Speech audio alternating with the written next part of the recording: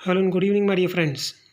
12th state board, Maharashtra state board, हम हमारा जो रिवाइज सिलेबस है जो 25% कम हुआ है उसके हिसाब से हम आज से पढ़ाई शुरू करने जा रहे हैं। मेरे चैनल को सब्सक्राइब कीजिए ताकि ये नॉलेज ज़्यादा से ज़्यादा लोगों तक मैं पहुंचा सकूं। कमेंट्स कीजिए ताकि मैं अपने आप को इम्प्रोवाइज़ कर सकूं। मैं डेफिनेटली आपको अच्छी क्वालिटी की कोचिंग प्रोवाइड करने की कोशिश करूँगा। पार्टनरशिप फर्म क्या है दोस्तों, इससे हम शुरुआत करते हैं। हमारा जो पहला चैप्टर हम पढ़ने जा रहे हैं वो पार्टनरशिप फर्म है। पार्टनरशिप फर्म का फाइनल अकाउंट्स आप 11th स्टैंडर्ड में पढ़ चुके हो, उसका एक बेसिक इंट्रो मैं आपको प्रोवाइड करूंगा।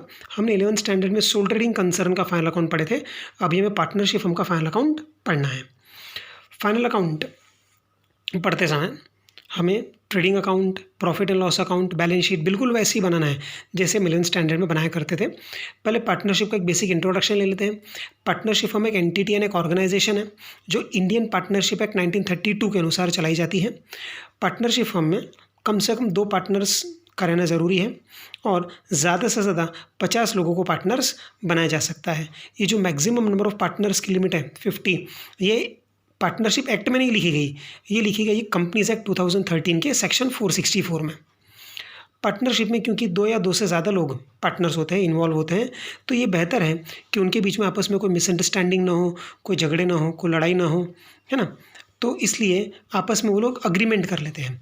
अग्रीमेंट ओरल भी हो सकता है और राइटिंग में भी हो सकता है। ओरल यानी वर्बल, केवल ज़बान से बोलकर कि हम इस तरह से प्रॉफिट बांटेंगे, इस तरह से लॉसेस का बंटवारा करेंगे, इस तरह से हमारी ड्यूटीज़ रिस्पॉन्सिबिलिटीज़ होगी, ये हमारी कैपिटल होगी, ये हमारे बिजनेस का नाम होगा, ऑब्जेक्टिव होगा। सब कुछ ओरली भी डिसाइड किया जा सकता है, डिस्कस किया जा सकता है, लेकिन इसमें भी आगे झगड़े होने के चांस है, मिसअंडरस्टैंडिंग क्रिएट होने के चांस है। तो क्यों ना हम उन सब चीज़ों को लिख लें। तो पार्टनरशिप से कनेक्टेड सारी चीज़ें राइटिंग में लिख लेना और उस अग्रीमेंट को सारे पार्टनर्स साइन करें, सिग्नेचर करें और फ्यूचर में फर्म उसी अग्रीमेंट के आधार पर चलाई जाए। ये जो अग्रीमेंट है जिसे हम कहते हैं अग्रीमेंट इन राइटिंग, उसी को कहा जाता है पार्टनरशिप डीड। पार्टनर्स के बीच में आपस में प्रिंसिपल एजेंट का रिलेशनशिप होता है, यानी सारे पार्टनर्स बिजनेस के मालिक भी हैं और सारे partners at the same time firm के और दूसरे पार्टनर्स के एजेंट भी है, क्योंकि वो पार्टनर्स फर्म के लिए काम करेंगे, दूसरे पार्टनर्स के लिए भी काम करेंगे। यानी हर पार्टनर बिजनेस में ओनर भी है और दूसरे पार्टनर का और फर्म का एजेंट भी है। हम अकाउंटिंग प्रोसेस समझते हैं। हम जब बिज़नेस की शुरुआत करते हैं, ट्रांजैक्शंस को रिकॉर्ड करने की शुरुआत करते हैं, तो बिज़नेस की जो ऑर्गेनाइजेशन यानी एंटिटी होती है उसके ट्रांजैक्शंस रिकॉर्ड करते हैं हम, डबल एंट्री सिस्टम से रिकॉर्ड करते हैं। और इसको हम रिकॉर्ड कहाँ करते हैं? बुक ऑफ एंट्री में। बुक ऑफ एंट्री क्या क्या हो सकती है? जर्नल, कैश बुक और subsidiary books. Purchase book, sales book, purchase return, sales return, है ना, हम बनाते थे 11th स्टैंडर्ड में।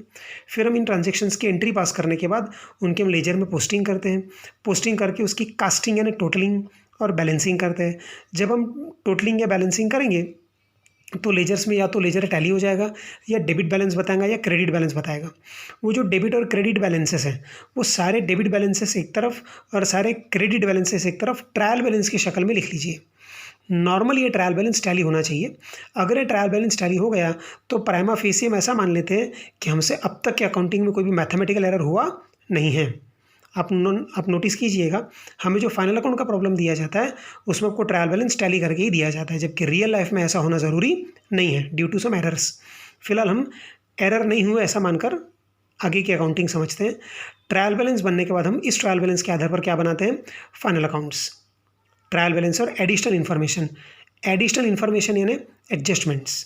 एडजस्टमेंट्स में 2 चीज़ें होती है, पहला अनरिकॉर्डेड ट्रांजेक्शंस और दूसरा एरर्स। हमें अनरिकॉर्डेड ट्रांजेक्शंस को रिकॉर्ड करना है और एरर्स को रेक्टिफाई करना है डबल एंट्री सिस्टम से। इसलिए स्टूडेंट्स के मन में ऐसा लर्न करवा दिया जाता है उनको कि एडजस्टमेंट की 2 एंट्री होती है। 2 एंट्री होगी ही, एक डेबिट इफेक्ट आएगा और एक करस्पॉन्डिंग क्रेडिट इफेक्ट आएगा, क्योंकि एडजस्टमेंट में अनरिकॉर्डेड ट्रांजेक्शंस और एरर्स होते हैं। हमें अनरिकॉर्डेड ट्रांजेक्शंस को रिकॉर्ड करना है डबल एंट्री सिस्टम से और एरर्स को रेक्टिफाई करना है डबल एंट्री सिस्टम से। तो ये आपका अकाउंटिंग का प्रोसेस है। ट्रांजैक्शंस की एंट्री पास करेंगे, बाद में लेजर बनाएंगे, लेजर की बैलेंसिंग करेंगे और बैलेंसिंग में या तो डेबिट बैलेंसेस, क्रेडिट बैलेंसेस आएंगे। हम एक स्टेटमेंट बनाएंगे जिसको हम बोलेंगे ट्रायल बैलेंस। सारे डेबिट बैलेंसेस एक तरफ, सारे क्रेडिट बैलेंसेस एक तरफ। और अगर हमने अब तक के अकाउंटिंग में कोई मैथमेटिकल एरर नहीं किया, अकाउंटिंग एरर कोई अगर नहीं है, तो नॉर्मल ये जो ट्रायल बैलेंस है ये टैली हो जाता है। जितनी डेबिट की टोटल उतनी ही क्रेडिट की टोटल आती है। फिर ये जो ट्रायल बैलेंस है, ट्रायल बैलेंस के डेबिट में आपको क्या क्या मिलेगा? आपको ट्रायल बैलेंस के डेबिट में मिलेंगे सारे एक्सपेंसेस, डेबिट में मिलेंगे सारे एसेट्स और reduction of income. For example sales return, sale is an income, sales return is cancellation of sales. Sales return क्या है? सेल्स का कैंसिलेशन। और ड्राइंग्स, तो डेबिट में आपको हमेशा एक्सपेंसेस मिलेंगे, इसका उल्टा कभी नहीं होगा बेटा, याद रखोगे, ट्रायल बैलेंस के फीचर सही है। डेबिट में आपको सारे एक्सपेंसेस मिलेंगे, सारे एसेट्स, इनकम का रिडक्शन और ड्राइंग्स।